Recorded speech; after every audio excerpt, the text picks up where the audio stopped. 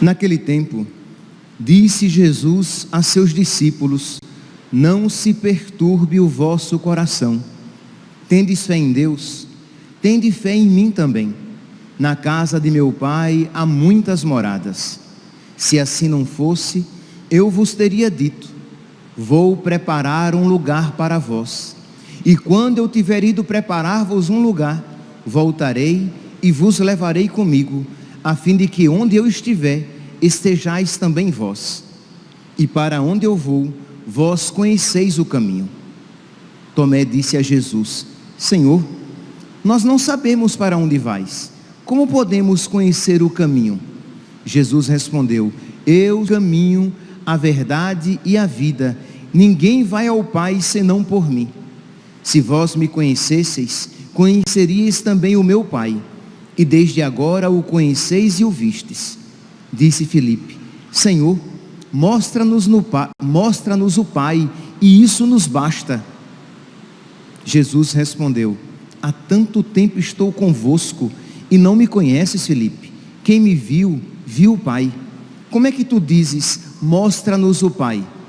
Não acreditas que eu estou no Pai, e o Pai está em mim? As palavras que eu vos digo, não as digo por mim mesmo, mas é o Pai que, permanecendo em mim, realiza as suas obras. Acreditai-me, eu estou no Pai e o Pai está em mim. Acreditai ao menos por causa destas mesmas obras. Em verdade vos digo, quem acredita em mim fará as obras que eu faço e fará ainda maiores do que esta, pois eu vou para o Pai. Palavra da salvação. Glória a vós, Senhor. Aleluia, aleluia, aleluia, aleluia.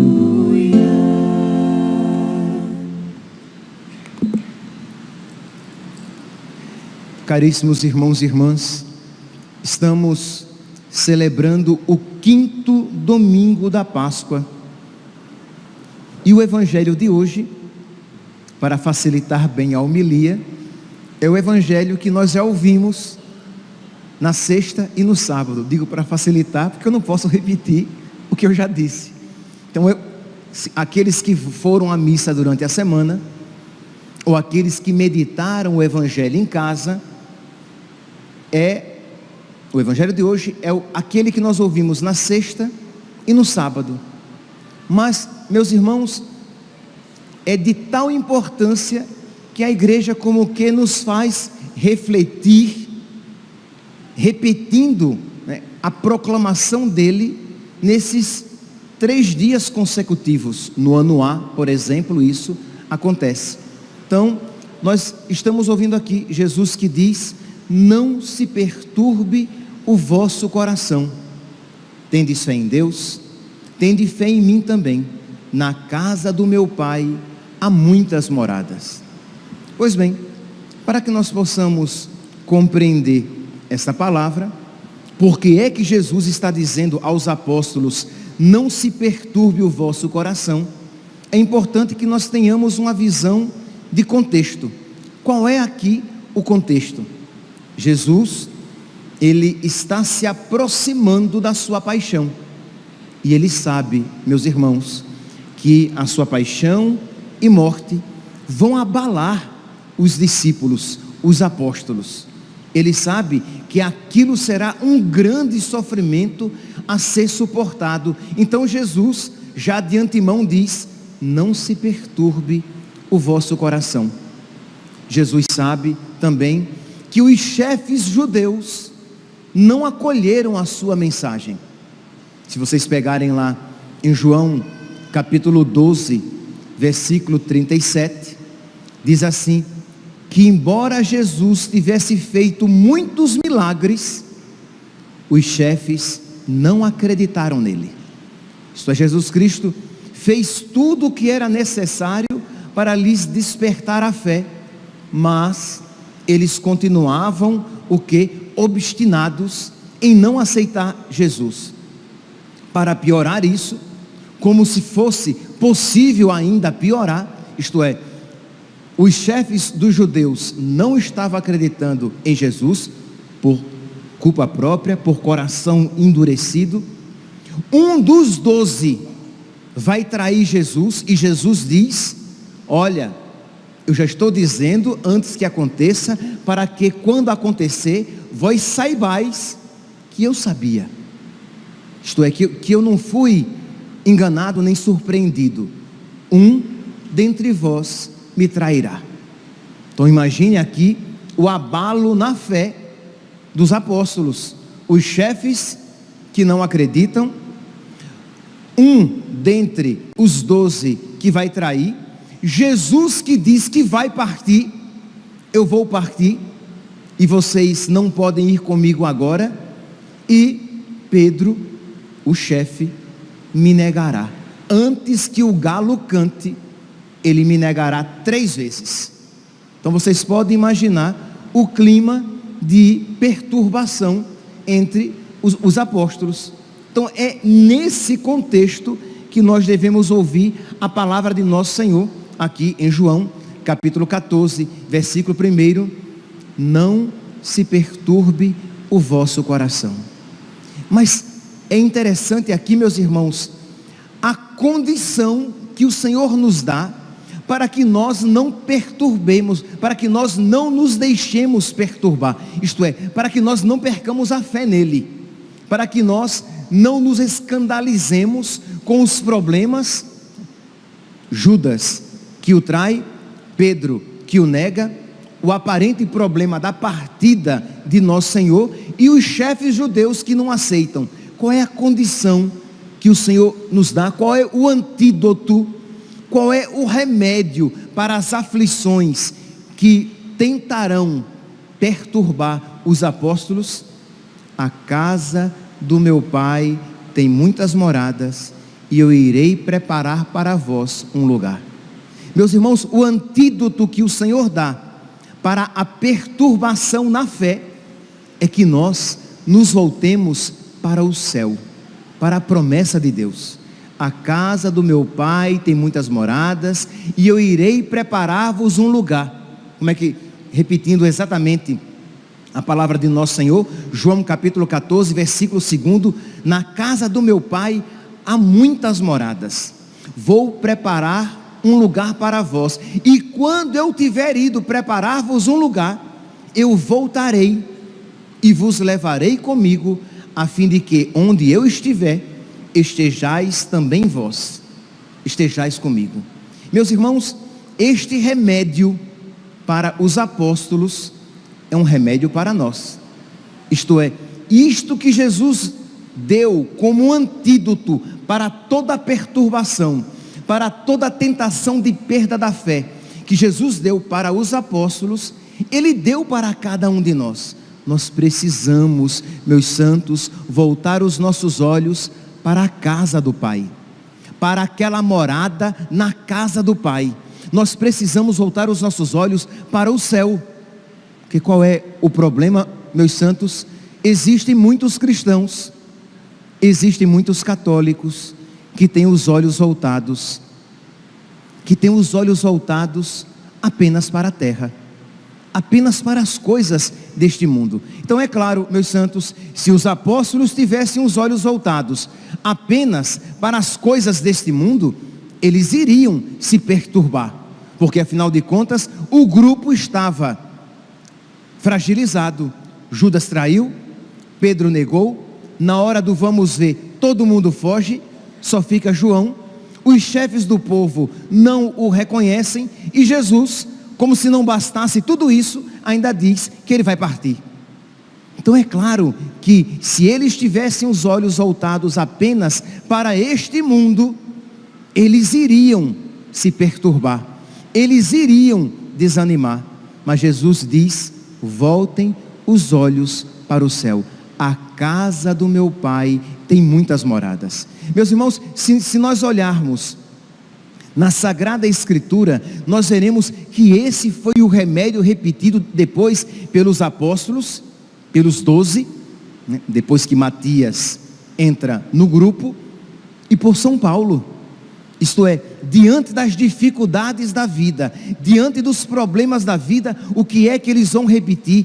Recordem-se das promessas de Deus, recordem-se do céu, voltem os seus olhos para as promessas do alto, porque, meus irmãos, nós precisamos amar, desejar, almejar pelas promessas de Deus. A grande pergunta é o quê? Se nós temos fé suficiente para desejar o céu. Então nós precisamos a cada dia, a oração coleta da missa de hoje pede a Deus, isto é, a igreja pede para que Deus nos conceda este desejo das realidades eternas. Na oração coleta nós ouvimos aqui: ó Deus Pai de bondade, que nos redimistes e adotastes como filhos e filhas, concedei aos que creem no Cristo a liberdade e a herança eterna. Isto é, a igreja, mais uma vez, o que? Ela pede que nos seja concedida a herança eterna àqueles que creem no Cristo. Então, o primeiro ponto no início desta homilia é o que? Pedir a Deus o dom da fé. Meus irmãos, é muito triste quando padres e fiéis não pensam mais no céu. Quando o padre, ele prega sobre tudo, mas ele não prega a respeito daquilo que dá sentido a tudo pregado. Ele prega a respeito de muitas coisas, mas ele não prega a respeito daquilo que é o fundamento de todas as coisas: o céu, o estar com Cristo por toda a eternidade. Como é que nosso Senhor diz? Eu voltarei, e quando eu tiver ido preparar-vos um lugar, eu voltarei e vos levarei comigo, a fim de que onde eu estiver, estejais também vós. Então o Senhor promete que nós estaremos com Ele por toda a eternidade na casa do Pai.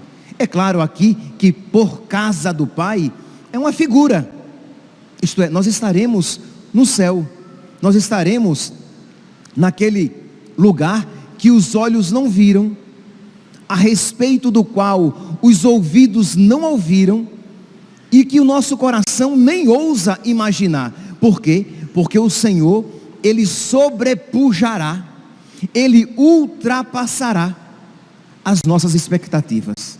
Imagine, meus santos, quando nós pensamos no céu, pensemos: será muito melhor do que tudo aquilo que nós podemos imaginar. No céu nós teremos tudo, como diz Santa Teresinha do Menino Jesus. Isto é, em Jesus, que é o nosso céu, nós teremos tudo. Nós teremos toda a felicidade que todos os relacionamentos podem nos proporcionar.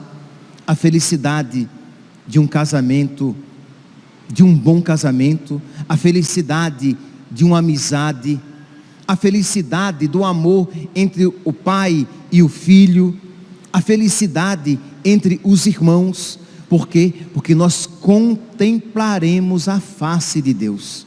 Nós estaremos contemplando a Deus face a face. Nós teremos a felicidade de todos os manjares, de todos os banquetes, a felicidade de um bom prato. Sim, ora, é claro que há uma felicidade numa boa refeição. Por isso, compreendamos tudo aquilo que pode tocar as nossas faculdades sensíveis. Nós estaremos no banquete eterno. Nós teremos a felicidade de todos os lugares belos. É muito bom quando nós conhecemos lugares bonitos, belas paisagens. Pois bem, no céu nós teremos a beleza daquele que criou todas as belezas deste mundo, que são passageiras. Mas no céu nós teremos a beleza eterna. Então aqui, meus irmãos, percebe que nós precisamos pedir a Deus que Ele enlargueça o nosso coração, para que nós creiamos mais profundamente. E porque cremos, esperemos. E porque nós temos fé, que nós nos esforcemos por voltar os nossos olhos para as coisas do alto. Então vamos lá, no início dessa celebração, vamos mover os nossos olhos, as nossas preocupações com as coisas deste mundo, as nossas ansiedades, com as possíveis dificuldades que possam nos visitar, e vamos focar os nossos olhos nas coisas do alto. Aí você me pergunta: mas padre, quer dizer então que eu não vou me preocupar com o meu trabalho, com a minha saúde, com as minhas dívidas? Claro, meu santinho, eu não sou louco. É claro que você vai se preocupar com o seu trabalho, com a sua saúde, em colocar comida na mesa, com o seu dia a dia. Mas você terá o seu coração centrado em Deus. O problema é que você, que tem o seu coração centrado nas coisas passageiras, Deus se torna apenas um penduricalho, um acidente, um acessório na sua vida. E quando Deus se torna um acessório na nossa vida, Ele não preenche o nosso coração. E quando o nosso coração está focado nas coisas passageiras, tudo derruba a nossa fé, tudo abala o nosso relacionamento com Deus. Então, no início dessa celebração, pedir a Deus que Ele seja o centro da nossa vida, que Ele seja a base da nossa fé, que nós tenhamos uma fé verdadeira nele e em tudo aquilo que Ele nos ensina, e de um modo particular na grande promessa que Ele tem reservado para nós. Pois bem, e era exatamente sobre isso eu dizia que os apóstolos, que São Paulo e os mártires pensavam. São Paulo, na carta aos Romanos, no capítulo 8, versículo 18 e seguintes, ele vai dizer, eu sei que vocês, muitos aqui, já conhecem até, quando eu disse aqui, Romanos 8, 18, eu espero que pelo menos metade já saiba do que se trata. Qual é a passagem? Pois bem, mas é importante que nós reflitamos mais profundamente. São Paulo, sofrendo, São Paulo diz, então é alguém que está sofrendo, é alguém que sabe sobre o que está falando, não é alguém que está falando a respeito de uma teoria. Ele está sofrendo, ele é um homem de sofrimento, e ele diz, eu tenho para mim que os sofrimentos da vida presente nem devem ser comparados com a glória futura. Percebe? Com outras palavras, eu tenho para mim que as dificuldades deste mundo nem devem ser comparadas com o céu. Esta é a glória futura.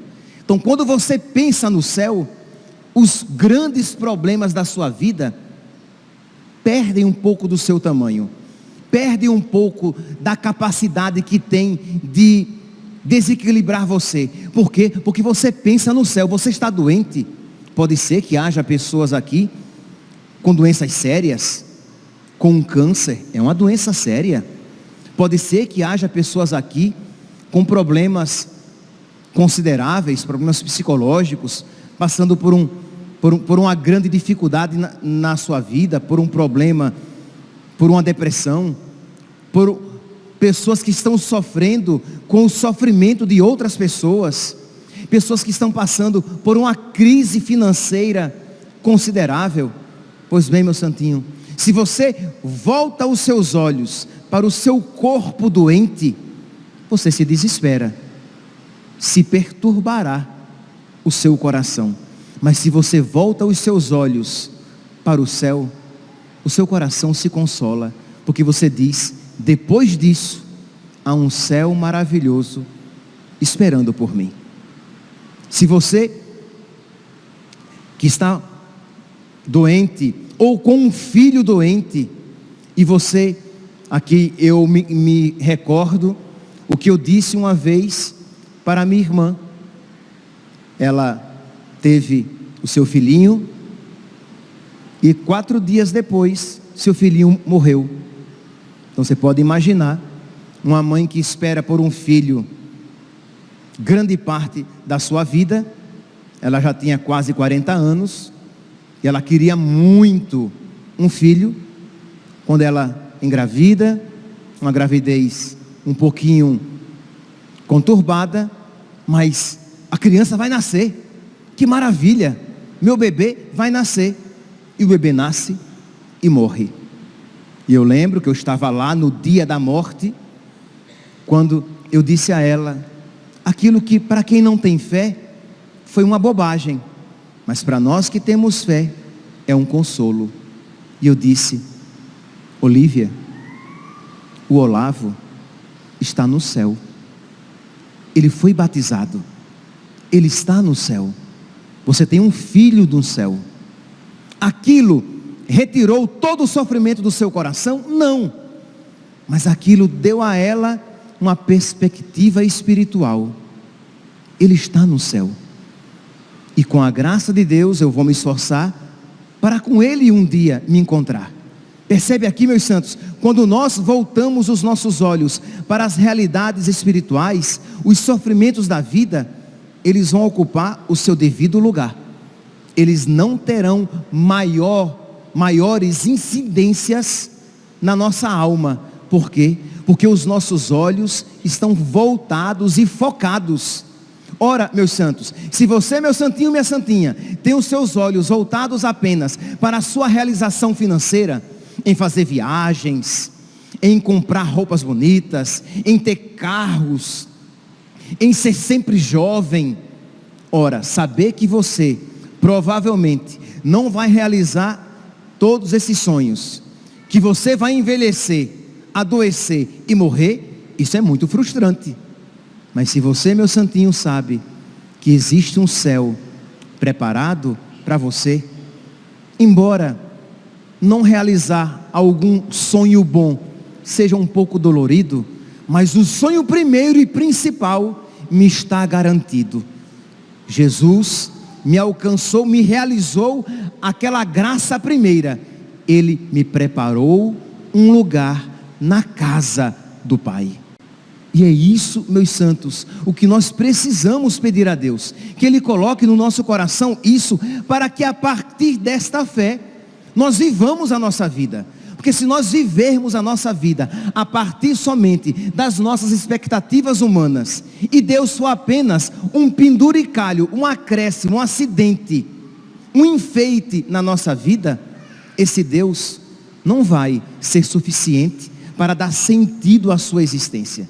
Mas se Deus é o principal, pode ser que me falte alguma coisa neste mundo, mas o principal, o que verdadeiramente importa, está garantido. O mesmo São Paulo, na carta aos Romanos, no capítulo 9, versículo 24, 1 Coríntios, capítulo 9, versículo 24, São Paulo vai dizer assim, que a vida dele, que o céu é como uma corrida para alcançar uma coroa imperecível, que o que ele está buscando não passa. Ele diz, as pessoas que correm aqui, ele compara a vida cristã a atletas, ele diz, os atletas se esforçam muito. Os atletas investem as suas forças físicas e psicológicas para alcançar uma medalha de ouro, que ele usa aqui, uma coroa perecível, uma glória momentânea, passageira. Mas aqueles que se empenham para alcançar a coroa imacessível, a coroa imperecível, esse não passará. Então existe algo imperecível, existe algo que não envelhece, existe algo que não apodrece, pelo qual nós podemos empenhar a nossa vida. Jesus, em São João, no Evangelho de São João, no capítulo 6, no versículo 27, Jesus diz: esforçai-vos, João capítulo 6, versículo 27. Trabalhai, palavra de nosso Senhor, trabalhai não pela comida que perece, não por aquilo que passa, mas por aquilo que dura até a vida eterna. Percebe aqui, meus irmãos, o que nosso Senhor está dizendo? Isto é, se você vive a sua vida, se você gasta o melhor das suas forças, se o centro da sua alma está focado em alcançar aquilo que perece, você é alguém digno de pena, porque o seu coração se perturbará constantemente. Se o foco da sua vida é ter cada vez mais uma vida tranquila, se o foco da sua existência é ter cada vez mais saúde, se o foco da sua realização está em ter uma vida cômoda, saúde, beleza, dinheiro, prazer, ora, você sabe que constantemente nós somos perturbados em tudo isso, com a doença, com as crises financeiras, com as frustrações da vida, com o tempo que passa, e você vai vendo que esta ilusão de uma juventude eterna, isso vai passar. Mas se a sua felicidade está nisso, você está colocando a sua esperança naquilo que fenece, naquilo que apodrece, naquilo que acaba. Mas se você está batalhando, se esforçando, colocando todas as suas energias para alcançar aquilo que não passa, você é verdadeiramente feliz. E quando vierem as dificuldades na sua vida, você não se frustrará, o seu coração não se perturbará. Imagina aqui, meus irmãos, os mártires que eram presos, porque descobertos cristãos, e eles estavam dispostos a entregar a própria vida, porque eles sabiam que esta vida não deve ser comparada com aquela vida que Deus tem preparado para nós. Esse corpo que seria triturado pelas feras, eles estavam dispostos a entregar este corpo, porque eles sabiam que o corpo ressuscitado não envelhece, não adoece, não morre, não chora, é um corpo perfeito. Nós precisamos voltar para esta fé. Nós precisamos então, aí sim, virão as dificuldades, virão os problemas, mas nós não iremos nos perturbar. Por quê? Porque nós temos a nossa meta numa felicidade perfeita, reservada por Deus para nós. São Paulo ainda, naquela mesma carta aos Romanos, um pouquinho à frente, ele vai dizer, lá em Romanos capítulo 8, no versículo 35, ele diz assim: quem nos separará de Cristo, do amor de Cristo? Aqui nós podemos dizer, quem nos separará das promessas de Cristo? Quem nos separará da glória do céu? Tribulação, angústia, perseguição, fome, nudez, perigo, espada? Nada disso nos separará do amor de Cristo, da minha fé em Cristo, da minha esperança nas promessas de Cristo. Então vamos lá, que cada um então aqui no seu coração diga: nada me separará de Cristo, de esperar em Cristo, de colocar a minha esperança em Cristo, de dizer: eu creio, Senhor, que existe uma morada preparada para mim no céu. Nada, nem os meus sofrimentos, nem as minhas preocupações, porque Tu és, Senhor, o principal na minha vida. E se você sabe que infelizmente Deus não é o principal na sua vida, peça a Deus esta graça. Peça a Deus na simplicidade do seu coração: meu Deus, eu quero ter fé, eu quero ter uma fé firme como esta de São Paulo. São Paulo vai dizer também lá em 2 Coríntios, capítulo 4, versículo 7, ele vai dizer assim: somos perseguidos, mas não ficamos desamparados. Somos abatidos, mas não ficamos desesperados. Isto é, São Paulo está dizendo o quê? Eu tenho problema, eu tenho dificuldades, eu tenho aflições, mas eu não me desespero, eu não perco a minha fé. Por quê? Ele vai dizer à frente: eu não me desfaleço. Versículo 16, 2 Coríntios, capítulo 4, eu leio o versículo 9, quando ele diz: eu sou perseguido, eu sou abatido, mas eu não fico destruído, eu não perco a minha fé. No versículo 16, ele vai dizer: eu não me desfaleço exteriormente, mesmo que o meu homem exterior vá se desconjuntando, mesmo que você olhe para mim e veja que exteriormente eu estou me acabando. É forte aqui a expressão.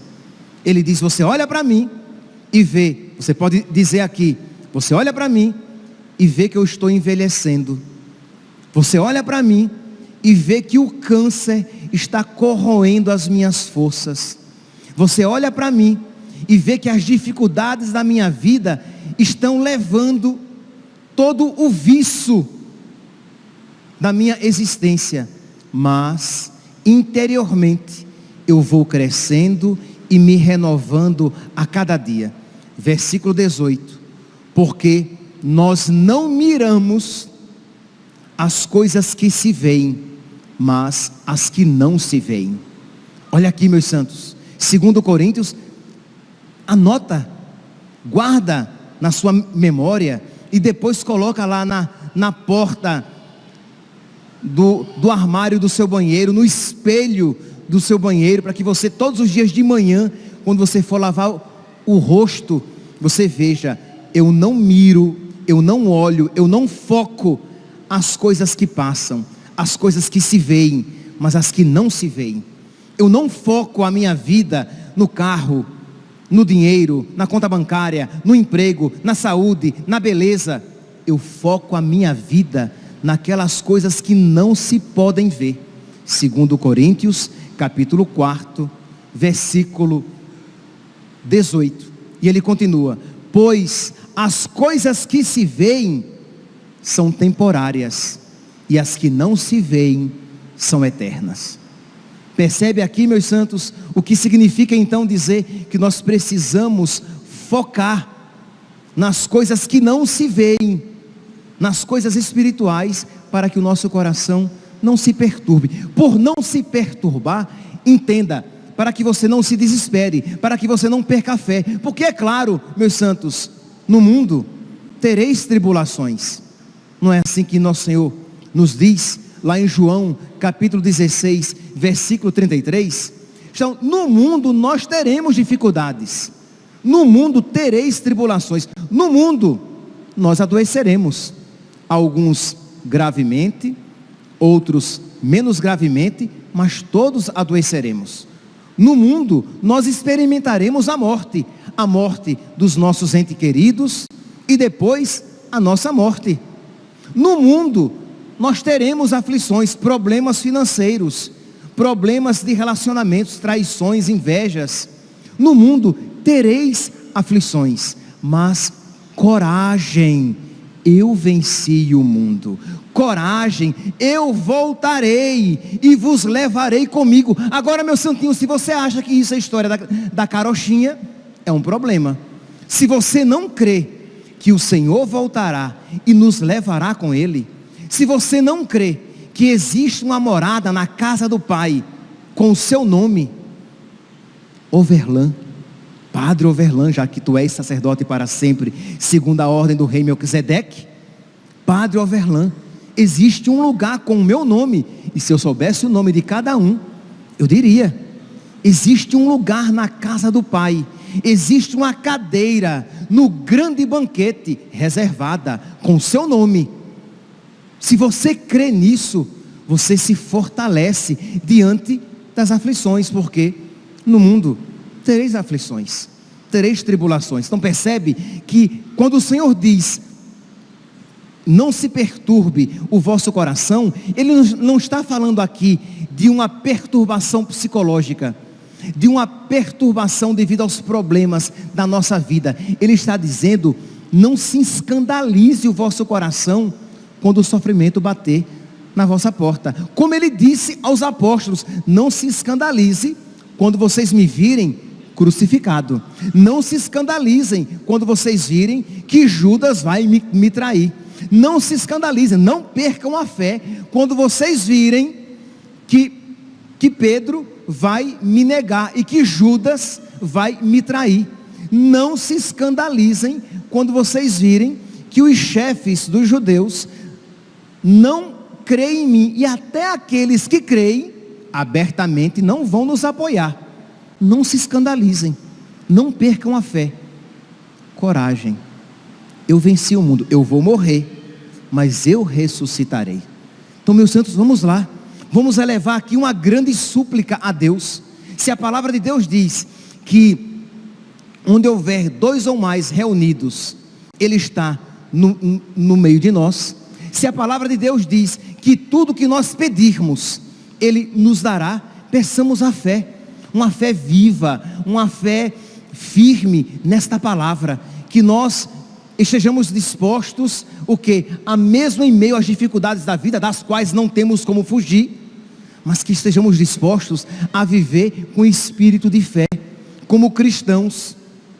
Nosso Senhor, Ele diz lá em Lucas capítulo 21, versículo 34, Ele diz, vigiai sobre vós mesmos, isto é, cuidado, para que tantas preocupações que vocês têm, não torne os seus corações pesados. É uma palavra forte, que isso que eu estou pedindo a vocês vai exigir o quê? Oração. Então vamos lá, meu santinho, não é apenas agora na missa do domingo, hoje, dia 7 de maio, não apenas hoje, sim, hoje, agora, mas no seu dia a dia, de você colocar na sua oração, todos os dias, esta preocupação primeira, Senhor, eu não quero perder a fé, eu creio, aumentai a minha fé, Senhor, que os meus problemas não me desviem de vós, mas que os meus problemas me foquem cada vez mais em vós. Sim, eu terei problemas, eu terei aflições, mas que eu me recorde que tudo isso é passageiro, mas existe uma felicidade que não passa. Me ajuda, Senhor. Eu quero ter a fé dos santos, eu quero ter a fé dos mártires. Por quê? Porque senão, meus santos, os nossos problemas, os seus problemas financeiros, o seu trabalho difícil, a sua doença, as pessoas que traíram você, as suas aflições vão fazer com que você se foque em si mesmo cada vez mais, de modo que você se esqueça do que verdadeiramente importa.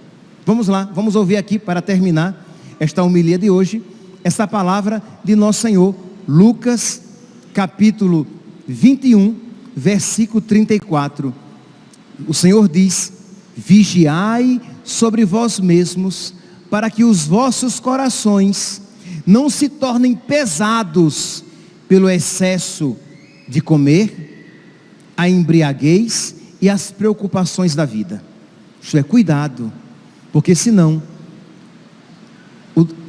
o excesso de comer, a busca do prazer, o excesso do comer, a embriaguez da vida e as preocupações farão com que o seu coração se torne pesado, com que você se esqueça do que verdadeiramente importa. Por isso, vigiai sobre vós mesmos.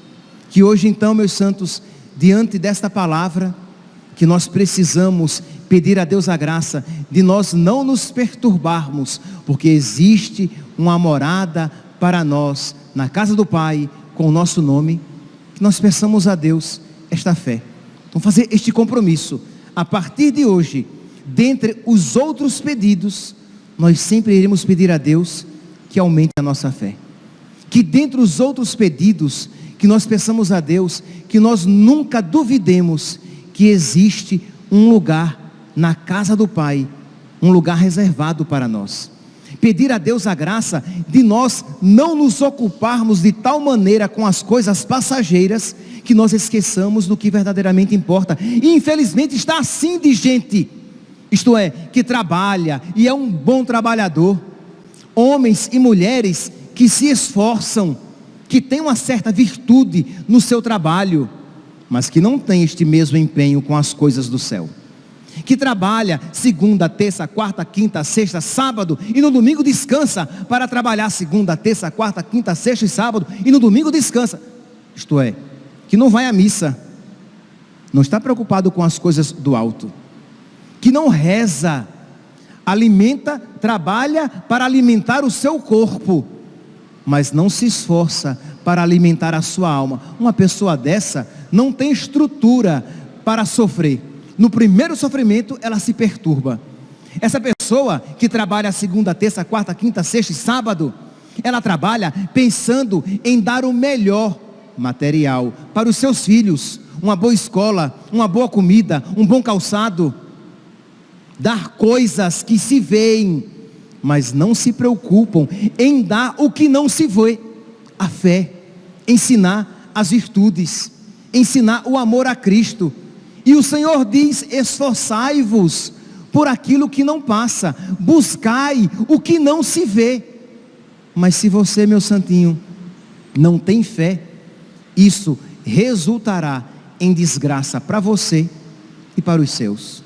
Então vamos lá, pedir a Deus: Senhor, eu quero ter fé, eu quero viver segundo a minha fé, e eu quero ser um pai e uma mãe que prepara os meus filhos para uma vida de fé.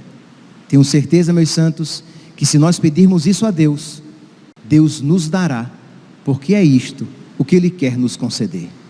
Louvado seja nosso Senhor Jesus Cristo, para sempre seja louvado. De pé, proclamemos a nossa fé. Creio em Deus Pai Todo-Poderoso, Criador do céu e da terra.